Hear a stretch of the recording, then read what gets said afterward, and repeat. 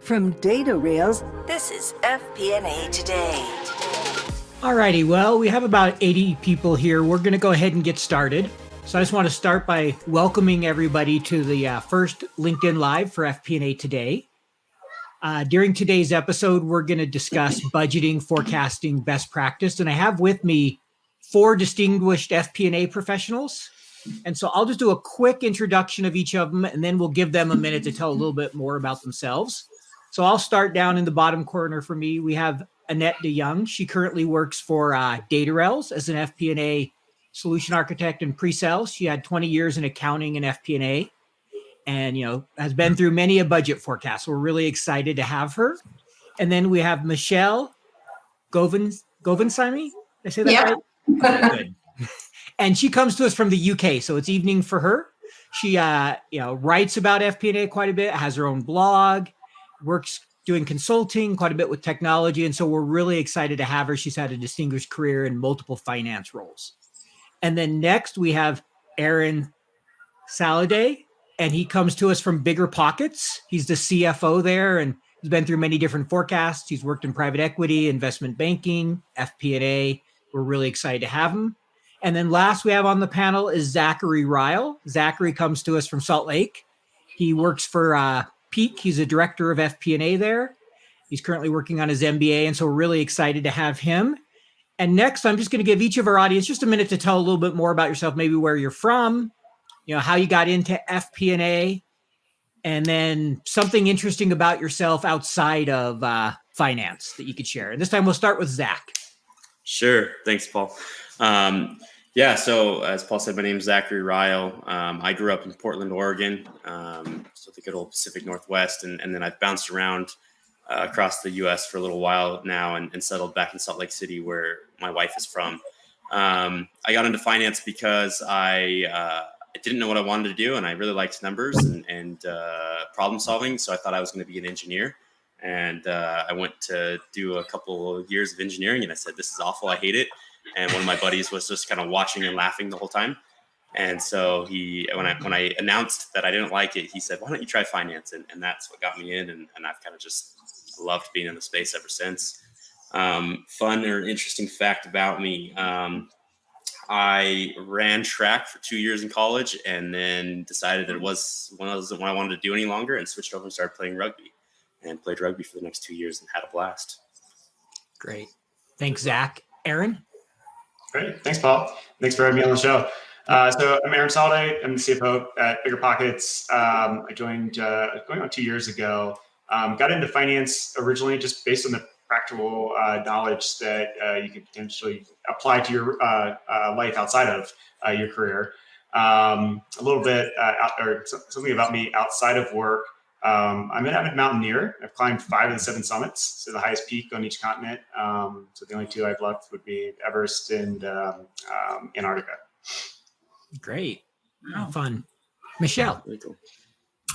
Hi, thank you so much for having me, Paul. I'm so excited to be here all the way from representing the UK. I'm a qualified accountant with 15 years in industry, specializing in financial institutions. I've held senior non-traditional finance roles, so that's in FP&A, finance business partnering, across major finance institutions in the UK, as well as in South Africa. My career was predominantly in South Africa.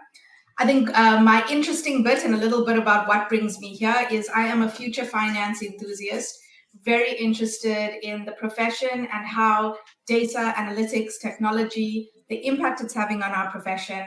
That's what brings me here. I blog about it, I speak about it, and connect with me on LinkedIn, because that's where I share a lot of information about what I'm finding out about this profession and how we're evolving. Great. No, I appreciate that, Michelle. And it's an exciting time to see technology and see how FP&A is changing and how it can be an enabler. So thank you. Annette. Yeah. Hey, thanks, Paul. Yes. Annette, I am a FP&A solutions consultant for Datarails. I've been here a whopping 9 months. Prior to being in, obviously, pre-sales, I spent the last 23 years in finance and accounting. Never once growing up did I ever want to be an accountant. I actually fell into it on accident. I know, it's very weird. I was actually a math major when I was in college. And I found out I didn't want to teach. So it's like, what do I do? And then all I could, I remember my college advisor was like, well, give me one class that you really liked. And I'm like, well, there's that one accounting class. That was pretty cool. 23 years later, here I am, finance and accounting. I've never looked back. I actually absolutely loved it. And of course, until, you get to that point in your life and you want to change, and that's where I'm at. And so something outside of the profession, a good friend of mine and I have been running a nonprofit children's theater so I'm outside of like Chicago area in Illinois. And so we've been doing it for 15 years, and we are a nonprofit, and we believe that every child, no matter what, if they want to explore the arts, we will write a part for them. We give everybody a role. Everybody gets to participate. And so we have really found a lot of, joy in just helping kids, and inner city kids especially. That's great. I mean, it's obvious you're passionate about that, and always good to give back and do it in a way that, feeds your passion. So that's wonderful. Thank you for sharing that. So just so the audience knows, if you guys have questions throughout, please go ahead and type them in the comments, as I mentioned, and we'll monitor that and try to cover them. Where we're going to start here is obviously, as everybody knows, either some of you have already started, or you're going to soon start budgeting process if you have a typical calendar year of January to December. We've all been through the grind, the late nights, the 50 different versions of the budget, the leadership coming back at the last minute, right? Lot of challenges there. So we're going to ask our panel here a number of questions, and we're hoping this will give you guys some advice of how they think about budgeting and some tips as we're going through this. So the first question I'm going to put out there, and we'll start this one with Michelle and just kind of work around, is if you look back at your career and you look at the the annual budgeting process, what's the best advice you've been given? Or, if you can't think of maybe a best advice, the best advice you give for kind of managing and the budgeting process. Okay, great. I think if I reflect on it, there's two pieces of information I'd like to share. So just a little bit, I came from a traditional accounting background into this FP&A finance business partner world. I was trained as an auditor at Deloitte with my BCom degree in hand, and here I am as a finance business partner. And the biggest piece of advice is, and for anyone who's gone the accounting route and finds themselves having to do a budget, is revenue is not one line in your P&L. It is not something that you look at as one line that you just gloss over the way you do everything else. Revenue is key. Your time needs to be spent understanding your revenue, unpacking your revenue, gathering data about your revenue. When it isn't the budgeting part of the budgeting timetable, if it is downtime, if you have that, it should all be about revenue. What are your channels? What are your products? What makes this revenue move? And that is where you should be spending your time. Second piece of advice, and I can speak on that, take the whole hour speaking about that. So my second piece of advice is we shouldn't be surprised that there's going to be a budget. And, we would be like, hey, it's that time of year again. Yes, it's a critical business tool. It's going to happen every year, and it's going to happen at multiple times. We're going to be talking about it. We should always be talking about the plan. So it is a critical business tool. It isn't a tick box. So let's not be surprised. Let's not wait for financial control to send the timetable. It's going to happen. So we just always have to be prepared and make sure we have our data in order.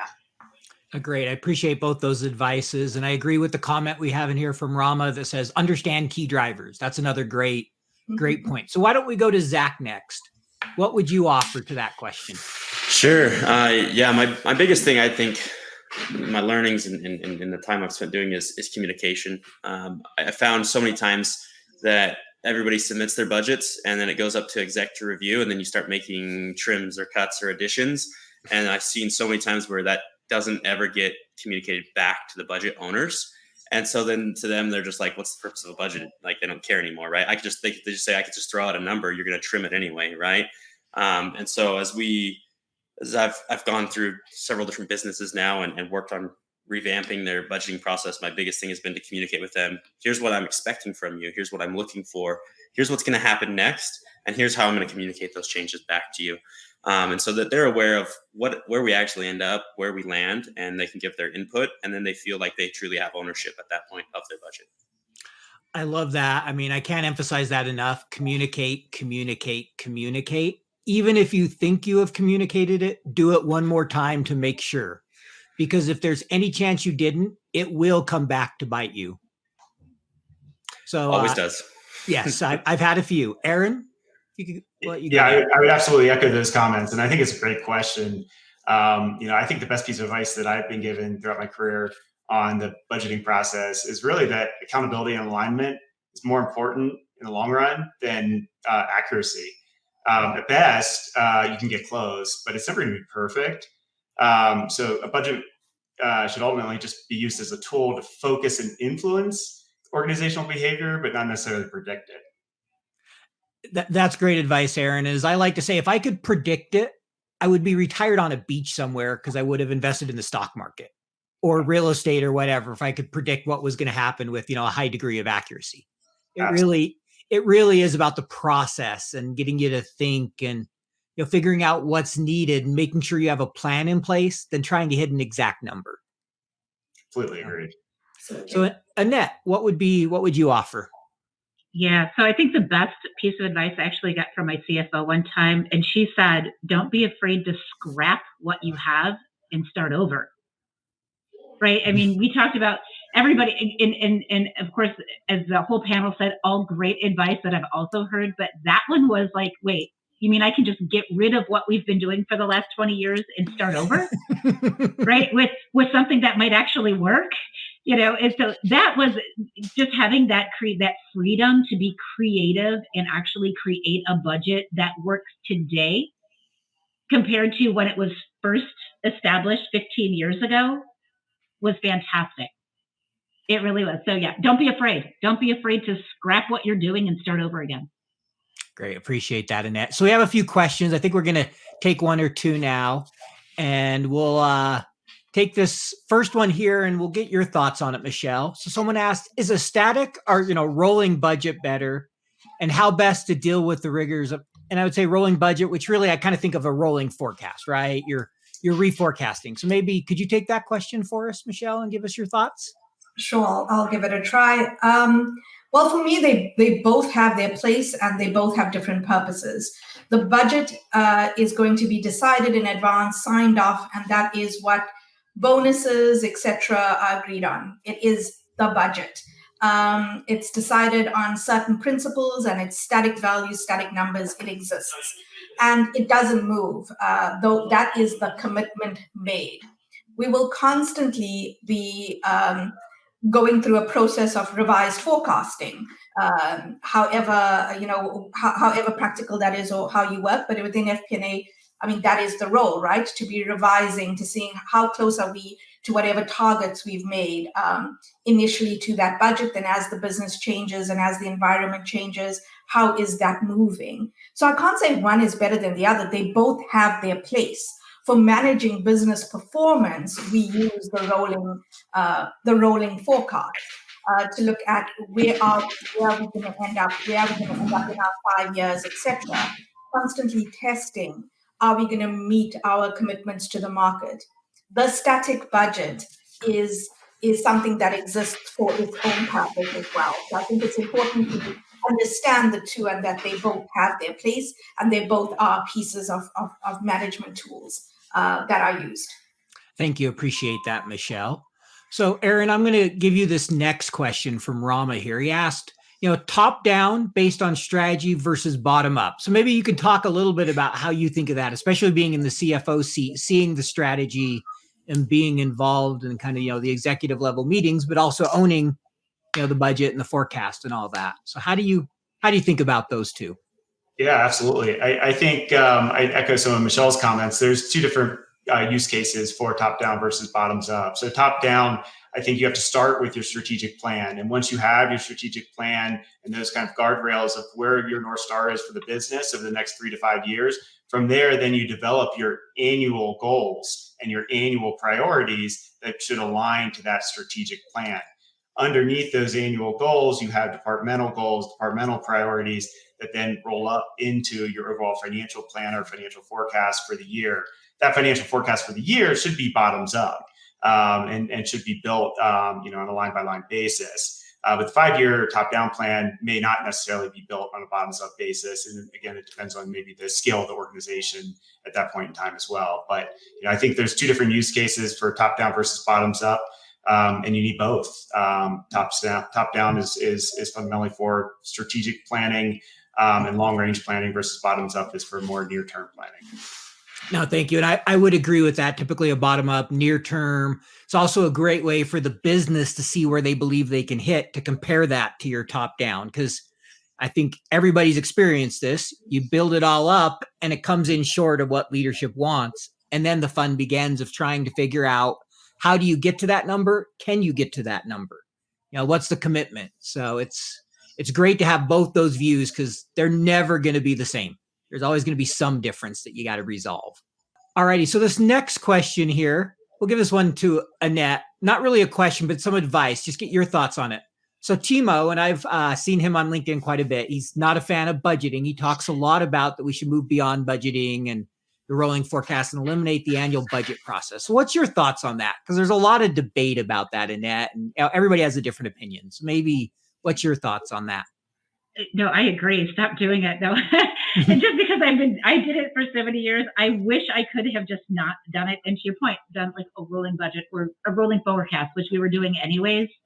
But I also understand the purpose of an annual budget. And I think Michelle even said too, it's to establish that baseline on what you're going to be measured against, right? Now, economies change, right? A lot of your business, there's a lot of levers that get pulled throughout the year that changes, absolutely. But when you set that budget, right, number one, how close are you to the budget? And number two, can you actually explain the variances, right? Because just because we're reforecasting every month or doing a rolling budget every month, that's great, because maybe we know where the business is going, but can we explain why? I think that's why an annual budget is so important, because you have that baseline, you have that starting point, and now you can explain all of the swings in your business based off of this one point in time. That's my opinion anyway. Thank you. No, I appreciate that. And, definitely a lot of people find value in the budget. I can see also why just doing a rolling forecast, but you're still going to have some strategic level. You're still going to have conversations. A lot of the work still has to happen, in the sense that you still have to plan. So there's different approaches, and there's not a right, or I would even say a wrong answer, as long as, the right questions are getting asked and you're helping the business move forward strategically. That's really the bottom line, right? Is that you're helping the business achieve its strategic goals through the financial planning. And so I think that's important to keep in mind, because everybody's going to have a different opinion of how to do it. And, it's going to vary by industry. So next question here, and we'll start with Zach on this one. How do you think about forecasting throughout the year? Do you have an approach you like doing R&Os, risks and opportunities, rolling forecast, once a quarter, going out 12 months, 24 months? I even worked for a company where we went out, we did the current year +3 every forecast in detail. So you can see just about everything. Wouldn't recommend going out that far, but what's your thoughts? That's a great question there, Paul. I think a lot of it depends on your business and your industry, right? What makes sense. Some of the people I've had the privilege of meeting lately work for a company that's private equity, and they are able to do their forecast on a 5-year basis because it's pretty predictable to them. They have funds and things like that make it really easy. And so every time they forecast, it's 5 years, right? Yep. It's fun being in a startup here, because every time I forecast, it's like we found something new. We discovered something new. There's something that changed, or an assumption that was completely wrong before, right?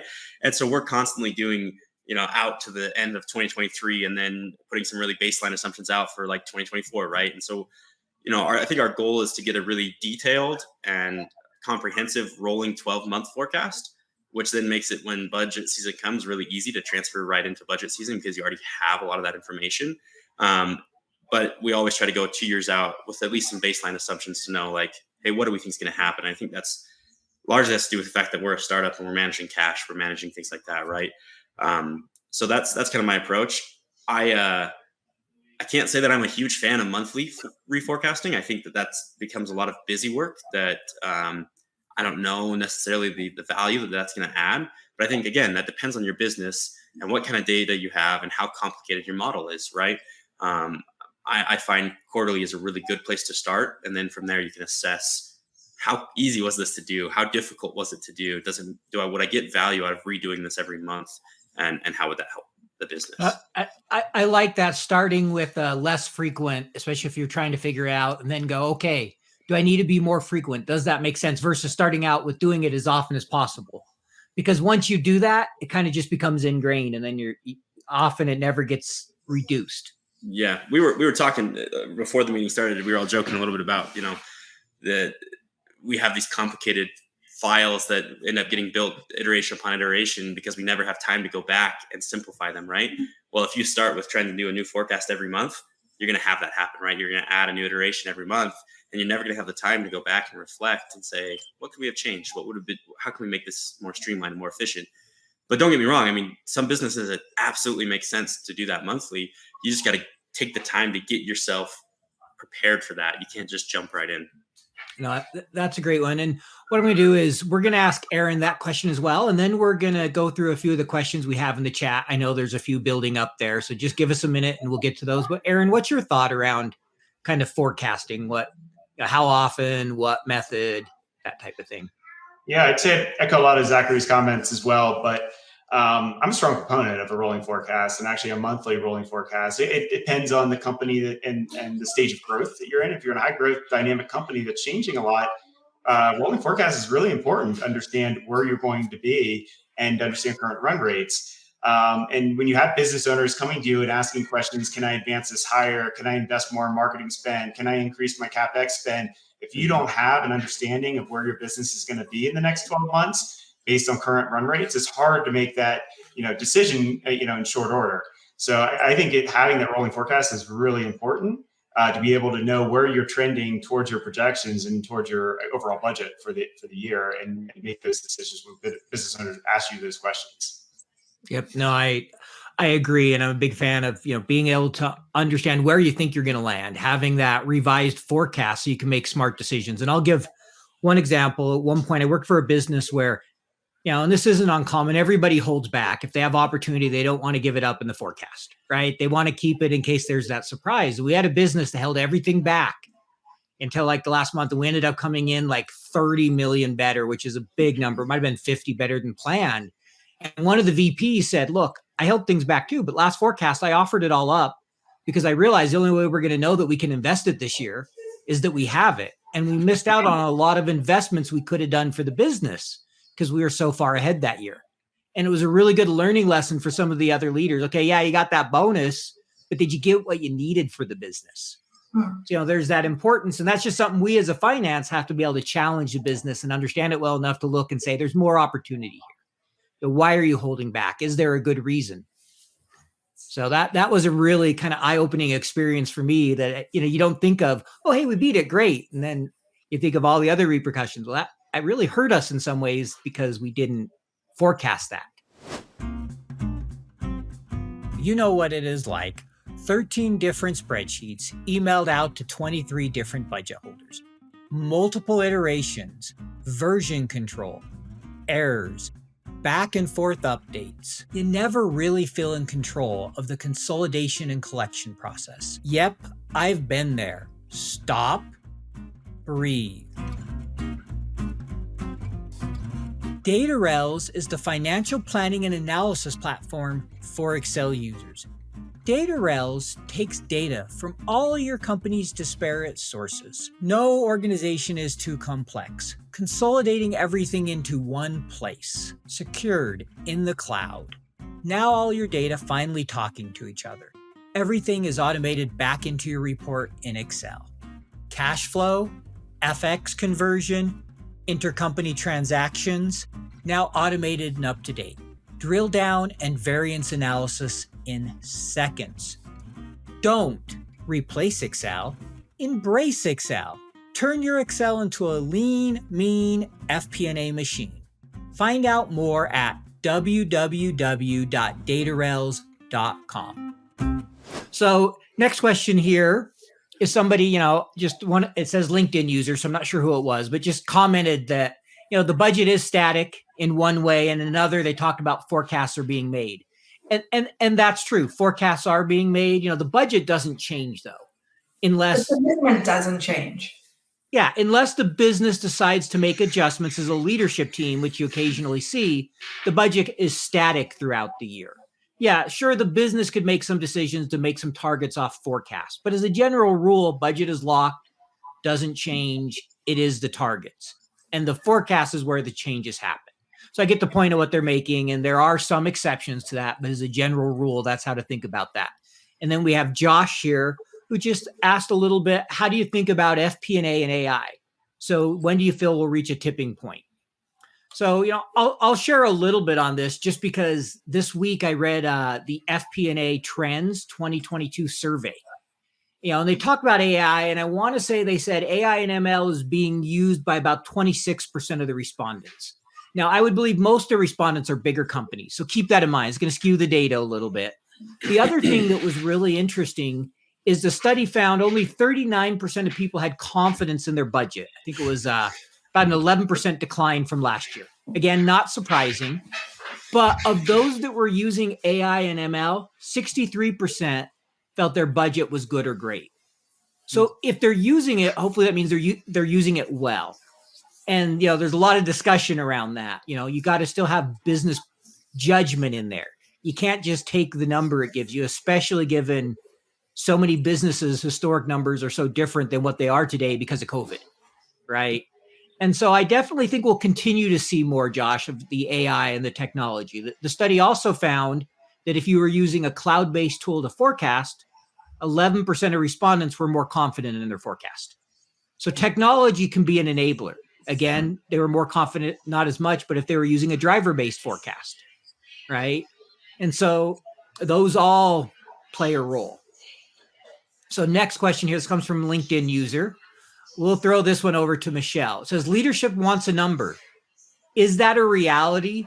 What's it based in? Investor hyperbole. So have you been in those situations where maybe you see leadership come with a number that's not realistic? And how do you manage that? Yeah, I don't think, the numbers are just thrown out of nowhere or just for sheer, let's throw a challenge or let's all get rich. There's a reason, there's commitments to the market. There's what is happening in the industry, what is possible in the industry, our commitments to investors. So that top-down number, as begrudgingly as many feel about it, is steeped in some reality. For startups, for example, there's serious investor commitments that we have to look at in such short time periods and that are linked to the funding that we're given. There's loans that have been that depend on the numbers that we're forecasting. And there's also required growth and, required returns that are expected. So I think when we look at it from that perspective, where it becomes, those situations I've been in is where the bottom-up budget and the top-down target has a big gap. That's usually, and that's always the case, but that's usually where there's tension and where's this number coming from, where me as a business on the ground is stating what I can do. We're always going to have that push for growth and that push for innovation and that push for new markets. The business as usual growth is never going to be accepted. And I think, once we're all at peace with that, it makes for an easier discussion. So yes, I've been in those situations a lot, but I think it's guiding business, looking at the book of work of the 20 initiatives we have, and if this is what we're keeping ourselves busy with, what level of return are we getting? And are those activities that we're keeping ourselves busy with going to give us the 10%, the 15%, or the 20% that's being asked?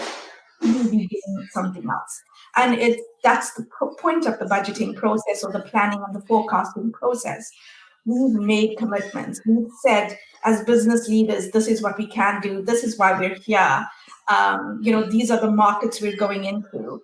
there's a financial consequence to that, and that speaks itself and shows itself in the top-down budget. And that's just the reality. I think when we take that emotion out of it and realize that everything we're saying, when we try to manage the narrative, when we speak about all those great things we're doing, yes, there's this number that's ticking away, and that becomes part of the top-down target. Thank you, and I appreciate that. Zach, I know being in a VC kind of back company, there's investors, a lot of requirement for growth. What's your thoughts kind of on that question? You'll get it in new business, right? Make up the difference in new business. No, I've been in the situation where previous company were backed by a private equity firm, and the private equity firm said, here's your revenue target and here's your EBITDA target, right? And we're like, okay, all right, that's what it is, right? And they have their reasons for believing that. They've created models that say that should be able to happen based off of the data that they have, and usually very intelligent people are behind those things. But I think it's just it's an understanding. I think somebody made the comment before, like, people are always holding a little something back somewhere, right? And so this is where the art of being a finance person comes into play. Everybody says, like, oh, finance people are number people. I don't think that's true. I think finance people are people. And to be good at finance, you have to be able to build relationships and build connections to your business partners so that you can go and find those places where somebody is hiding things or sandbagging things or being maybe non-committal to a higher number, and work with them to get to something that they're comfortable sharing that can help you bridge that gap, right? And so if your business partners don't trust you as the finance person, they're never going to give that to you. And if you don't know them, you won't know where to poke and where to look. And so you have to let go of numbers maybe for a minute and embrace people and use those relationships to get closer. Thanks, Zach. I appreciate that. Aaron, any thoughts to that? Especially the idea Zach mentioned that, finance people aren't numbers people, but we're people, kind of people. Yeah, I definitely would echo a lot of his comments. I think going back to the original question on when you're given a number, I think it's fundamentally, or it's important for everyone in the finance team to understand, okay, what do we need to believe for that number to be true? And then creating the metric tree around that, around here's what we need to believe for that to be true.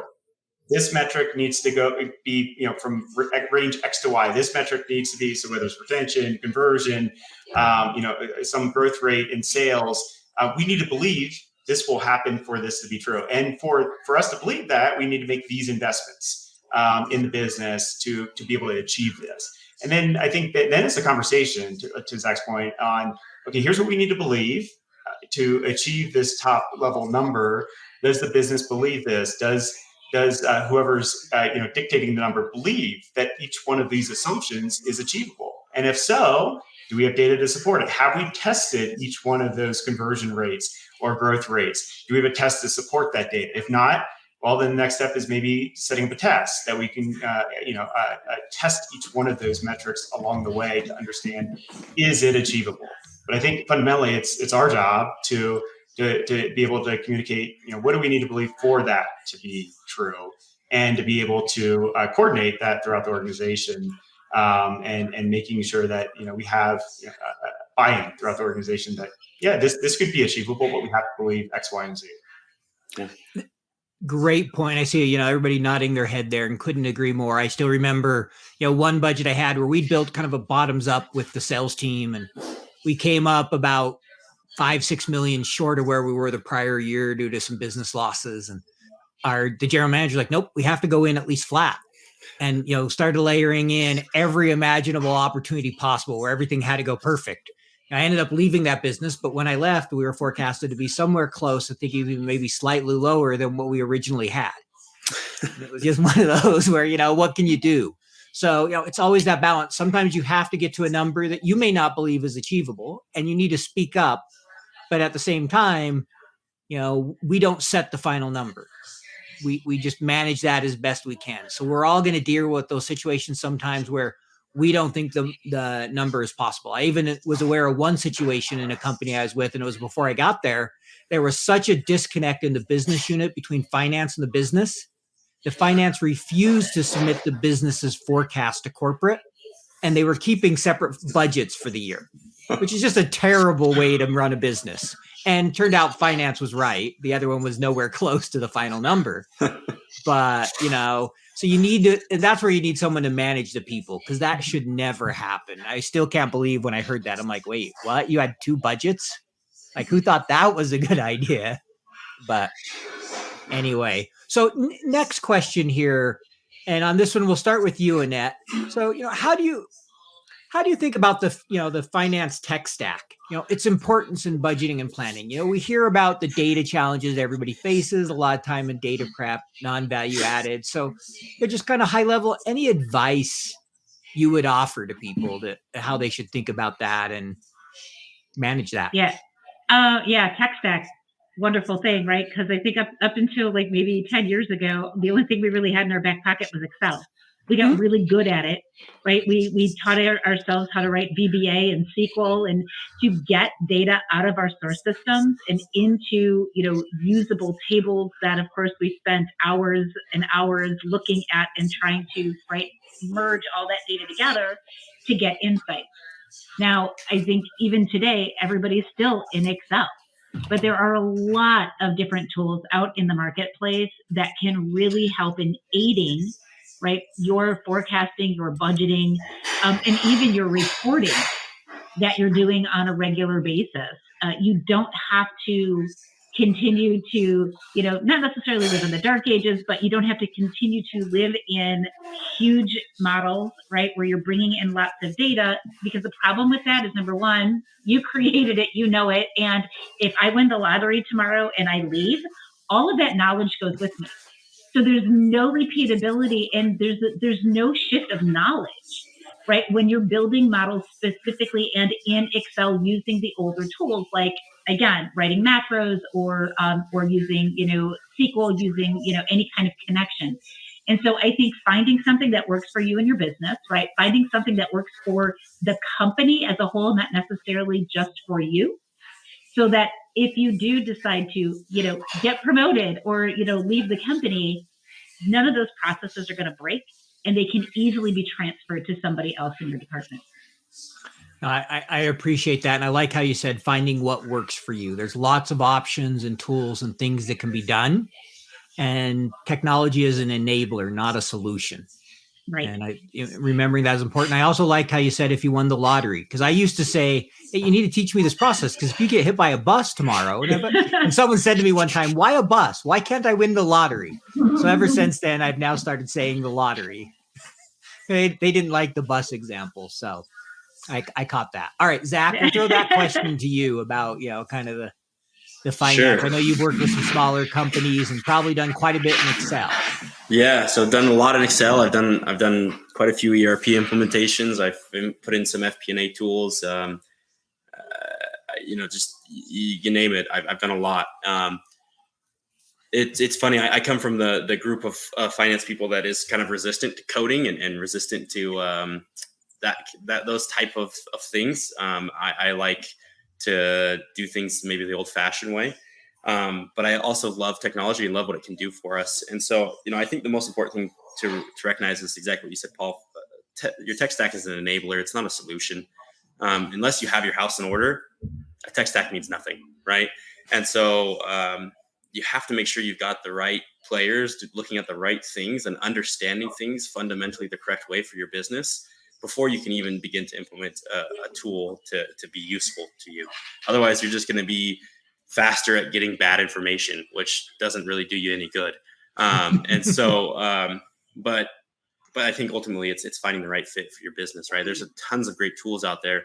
And I think we sometimes default to what we're most comfortable with. And we just say, hey, I'm going to do this, right? Because I know it. And that doesn't necessarily mean it's the best thing to do. There are tons of great companies out there nowadays that they've made a business out of being a system selection partner. And they'll come in and look at your business and say, hey, here's what we see, and here's the tools that we know. We think that this is the best fit for you, and they can help you understand why that might be better than what you're comfortable with, what you're familiar with. And the plus side then is you get to implement that and learn it, and now you've got another tool in your toolbox, right? So that's, I guess, kind of my answer to your question. Not really a direct answer, but Sure. that's how No, and I think like about the last part you said where, getting advice on these are some tools that could work for your processes where you're at. I know you and I have talked a little bit about that, and Sure. I've suggested some different vendors that might be good in your environment where you're at to look at. So Yeah, definitely. I mean, it ties into this idea, like we pay people who are experts to do very specific things because having that person on our staff just doesn't make sense, right? Like you're not going to pay to have an implementation consultant sit on your staff and do an implementation once every 5 years, right?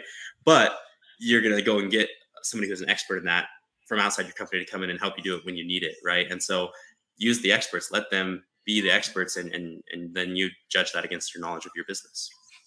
Yep. No, thank you, Zach. We'll go over to Michelle here for that question.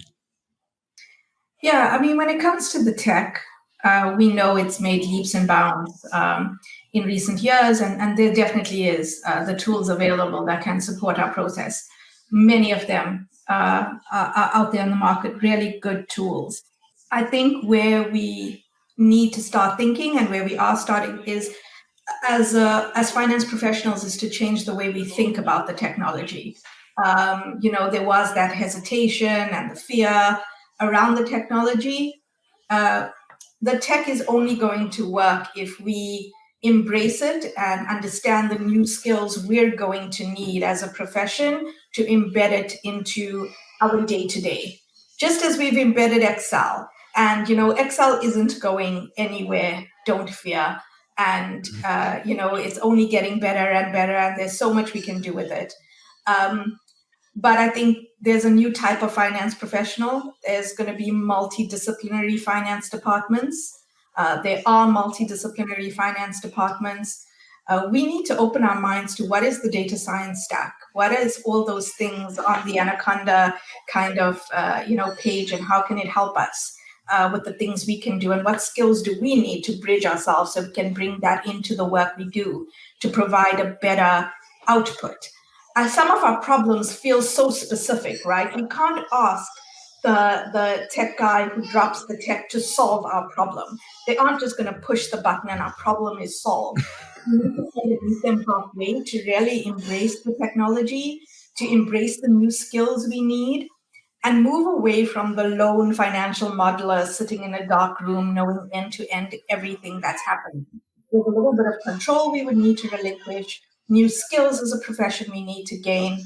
I was at an event and speaking to some of the people at this event, and they were speaking about the young finance professionals who are already coming in with SQL in their back pocket, Python in their back pocket. So they're not coming to grudge through dirty data and things like that. They want the exciting stuff.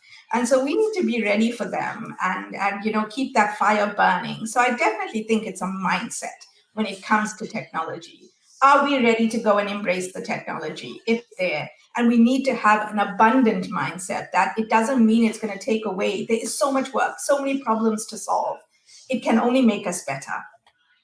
Thank you. And I appreciate that. And I think here for a minute, we're going to go through some of the LinkedIn because there's been some good conversation and comments on this. So I'm just going to start with the first one. And one person said, biggest issue with the tech stack versus Excel is the ability of the tech stack to survive. Nothing worse than relying on a system only to have it sunset and restart the process. Agree, it's always painful when that happens, but there are a lot of, big mature companies out there. Now, if you're picking a startup, you're taking a risk. And you have to weigh that against everything else. There may be a lot of benefit. You may feel they're secure. But, my comment to that would just be that. Then we'll go to the next one here. And I'll give this to you, Aaron, and just get your thoughts on this. Comes from Aisha. So which is preferable between, tech stack and Excel? Yeah, I don't know if they're mutually independent, but I think, again, it all comes down to the size, scale, and growth trajectory of the organization. If you're in a small organization, startup like where Zach is, Excel or even Google Sheets might be sufficient for the planning process. If you're in a large organization, international organization with tens of thousands of employees, you need an extremely efficient system and process to be able to clearly articulate that plan across the organization to get the adoption and enable appropriate access. So it kind of really depends on the organization, that you're working in regard to the level of technology that you're going to implement. But at the end of the day, I think the most important thing is that the plan is transparent and that you can clearly communicate it across the organization, and that it provides a single source of truth of where the organization is going, and to focus and influence various stakeholders across the organization. Yep. No, and I totally agree. It's not about the tool, right? There's tools that are 40 years old. There's tools that are 5 years old. I don't think we'll list names. It's Excel can work for some companies, and you may be able to stay on Excel, forever. But typically, in the planning and budgeting and the analysis, being able to use other tools can bring value. And so you have to figure out what works. But I think Rob made a great point here. His comment, people, process, product. It doesn't matter what tools you have if you don't have the right people who can adapt the process to give you what you need. The right people will evolve and iterate your tech stack when you empower them. And I think, Rob, that's a really good point. Aaron, I know, I've been a CFO at BiggerPockets for, a few years now. How do you think about, managing the business and the CEO through the annual budget process? Yeah, so I think it's all about relationships and communication. I think it starts with annual goals for the business in the upcoming year. Once annual goals are established, I think it's really important that each department creates their own operating plan, and there's cross-functional collaboration within those operating plans that are developed. Those plans should include what is each department's priorities, what investment requests they have, what are their expectations around cross-functional support, and potentially tactics to mitigate risk in the upcoming year. And when there's collaboration around those plans, there's better alignment around what's a priority for the upcoming year, and probably more importantly, what's not a priority for the upcoming year. And then fundamentally, those plans, the qualitative and quantitative output from each one of those plans should underlie the assumptions within your financial plan. And your financial plan should be built around that. So that's how I typically like to implement the process. And the major key stakeholders across the executive team should be involved throughout the process, and kind of taking ownership around the outputs from their operating plans through what gets input into the financial plan. And then ultimately the CEO should be bought into the reasonableness. All right, going to go over to Zach here for a question now. Zach, I know you're working for a small, fast-growing business. And can you talk about maybe some of the lessons you've learned about the budgeting process in a startup environment? So maybe what's the one or two things you would offer to people who are looking to join that type of environment? What do you think about? Well, so I'll first caveat this. Don't join a startup if you're not ready for ambiguity and change, because it happens every day. But I think one thing that was told to me a while ago was no forecast is correct, but some are useful. And I think that's the biggest thing that you can apply, especially in a situation where you have rapid growth and a very complex changing macroeconomic environment like we have right now, is when you build a budget, when you build a forecast, you want to build it in a way that you're trying to be as correct as you can, but you're not going to be. But what you can do with it is say, here's why I made these decisions. Here's what actually happened. And here's what I've learned from that. And so when you build a budget at the beginning of the year that gets blown up by COVID-19 or raising inflation or, you name it, right? You can look back and say, okay, I didn't account for this. I didn't account for that. Or, hey, I thought we'd sell based on our historical averages, and turns out in this environment, that's not where we're at anymore. And here's the difference, right? That's, I think, the biggest and most important thing. And in order to do that, you have to really have I don't want to say simple, but simple is the right word. You have to have a simple model, a model that allows for you to easily jump in, find the drivers, pull those drivers out, and connect those drivers right back to your success, whether that's on the expense side, the COGS side, or the revenue side. So that's been my learning. Thank you, and I appreciate that. And there's a lot said to trying to keep it as simple as you can. The business, the nature of what happens, it will become more complex over time. Don't make it more complex on yourself. Yeah, it'll do that by itself. nature, that it does it on its own. So moving here to Michelle, question for you. I know you talk a lot about technology, and I know you work on that. So what would you offer to companies wanting to improve? I know we talked a little bit about that, but the use of technology, where would you suggest they get started down that journey if they're wanting to try to figure out how can I better incorporate, what's out there into my processes? Yeah, I think there's, two ways. Start where you are. Number one, especially in mid or larger organizations, you will find there's so much tech. Any tech you've heard about, someone is using it somewhere in the organization. And have those conversations about the problems you are dealing with and what would fit you better. Speak to IT and the tech teams about your problem, because they may have a solution that already exists within your organization. Speak to the data and analytics teams. They could have processes, tools already at your disposal. They could have massive data sets that could be so valuable in your budgeting and forecasting process. So something as simple as that. And yes, as I said, it's not about the tool. So many people are using open source technology to solve some of the problems they have. It's articulating what is that problem and having the desire to improve it in another way, or the space and capacity to lift your head up and say, there should be a better way of doing that now in 2022. So let me see what I can do. So it's just taking that breathing room and asking those questions, and just being in touch with the developments that are having as individual finance professionals, to ease your own pain. Your organization will be going through their own process. There will be changes happening, system changes, moving to the cloud, adopting new systems. Be in touch with what is happening there. And as I said, the tech person from whatever organization or whatever tool that is around may not be able to drop in and solve your problem at the click of a button. You may need to meet them halfway. But the tech is going to find its way in. We just need to embrace it and, be excited about it. I think that's the thing. It is exciting. It just will take away a lot of the pain that we are experiencing. I think that's a great point. We need to embrace it. We need to be excited about it. And the thing to remember is these tools are trying to solve a pain point, right? Whatever they may be, they're not out there to make life worse for us or make it harder. They're there to help us. As I say, they're an enabler. So I think that's important to remember. And we had one question here that just kind of came up from Aisha. What's the one single linking relationship between budgeting and forecasting? And I'll add a little bit of that. Really what it is the annual budget is your anchor. And in each forecast, your goal is to try to figure out how you can get back to that number. What's the plan that will allow you? Sometimes you may acknowledge that, look, we're not going to get back. And so what's the best we can do?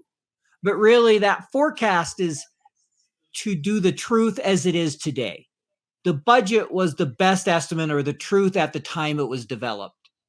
And sometimes before it's even complete, it's outdated, especially in a COVID or a rapidly changing environment. You're like, oh, it's approved. All right, well, now we got to change the forecast because something happened last night and it's blown up. But even despite that, it's that starting place for most companies. They look at it as their target for the year, and the forecast is around trying to remediate to that. And I'll just throw that out to everybody in the audience. Would anyone add anything to that? Feel free, Michelle, Annette, Zach, Aaron, anything you would add to that?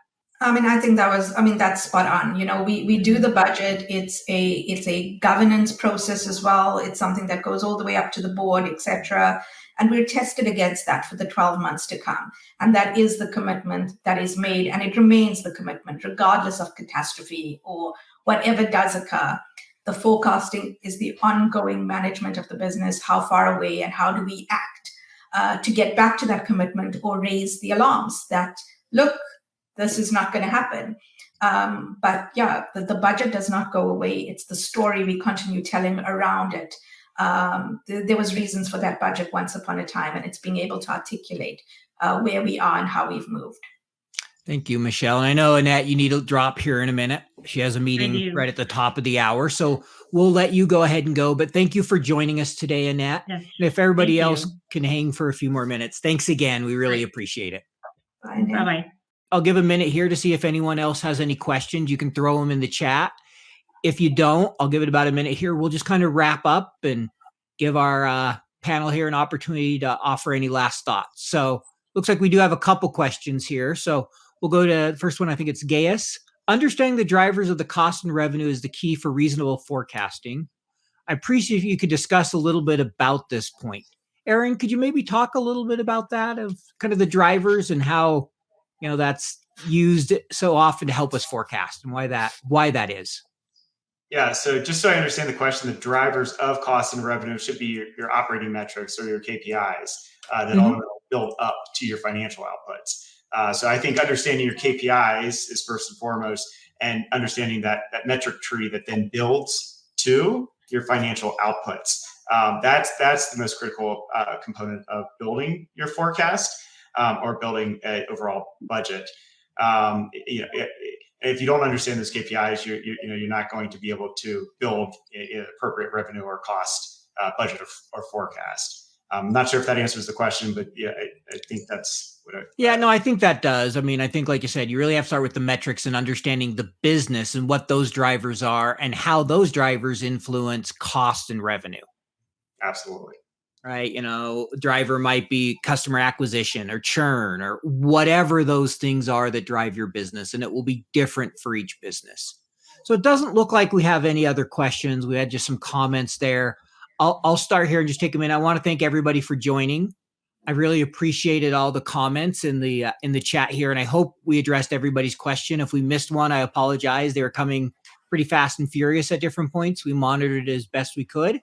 And I'll just give each of our panelists just an opportunity to, add any last thoughts before we go ahead and close the session. So Zach, anything you'd like to add?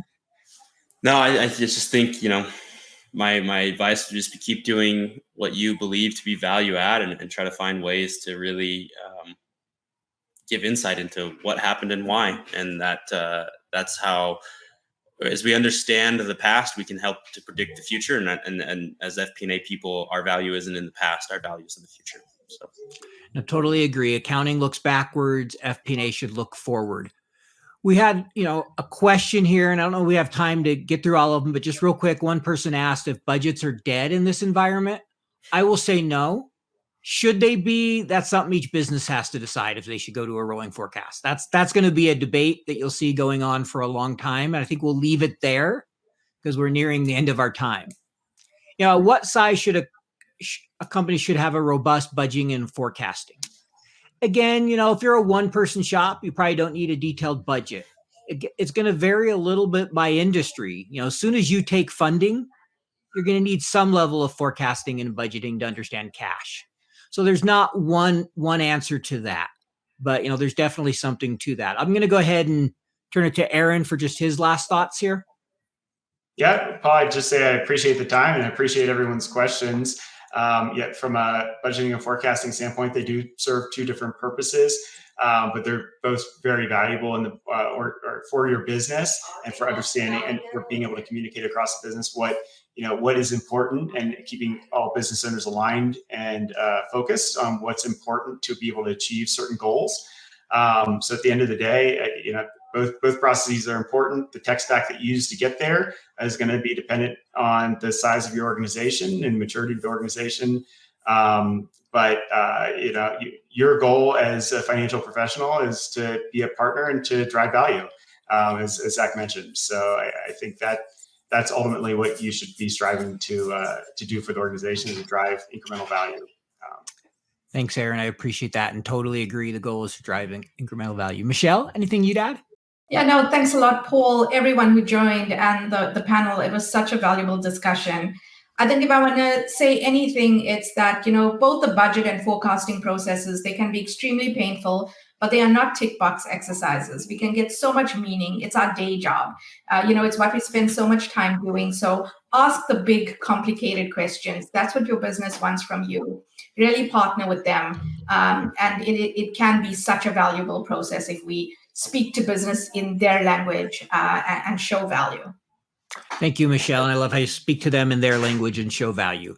So we're going to go ahead and close the session there. We're right at the top of the hour, but I again want to thank our guests, Zach, Aaron, Michelle, and Annette, who left a few minutes ago. Thank you for being on. Really appreciate your answers. And thank you, everybody, for attending. And, if you didn't get a chance to attend, or if you want to re-listen to this in a few weeks, it will be out as a podcast for FP&A Today. So we'll let you know when that comes out. Thanks again, everyone.